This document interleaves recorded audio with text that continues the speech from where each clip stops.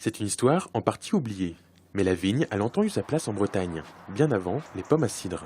Passionné par les vignobles, Jacques Gézéquel a donc décidé, il y a une quinzaine d'années, de se lancer dans une petite production à la Narvilly. Et depuis 2002, il récolte chaque année du raisin assez sucré pour en faire du vin. 13 degrés 6, on peut vendanger. C'est le moment. Je faisais les vendanges depuis à peu près 30 ans déjà en Bourgogne et puis en Côte-du-Rhône, en Allemagne avec des amis. Et du coup, on m'a donné quelques pieds de chardonnay. Et voilà, je les ai plantés et le résultat est là, quoi. On a essayé des merlots, j'ai essayé aussi des pinots blancs. Sans résultat probant, ce qui s'exprime le mieux ici, c'est le chardonnay. Élevé à la bourguignonne, en vue de chêne, du blanc, bien sûr. Alors bien sûr, les vignes de Jacques poussent sous serre. Il a bien essayé en extérieur, mais le climat en a décidé autrement.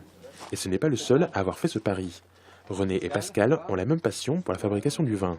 Et ils se sont retrouvés autour d'un outil indispensable, un vieux pressoir chargé d'histoire, passé par le Tarn et le Vouvray. Et voilà, il est arrivé là et puis il nous sert bien. Il n'est pas très grand, c'est pratique bon, pour le vin de garage qu'on fait, on peut appeler ça un vin de garage. Petit par la quantité, mais grand par la qualité. Présent. Pascal a lui aussi planté quelques vignes dans sa serre. Et c'est du champagne breton qui est sorti un peu par hasard de sa production de l'an dernier.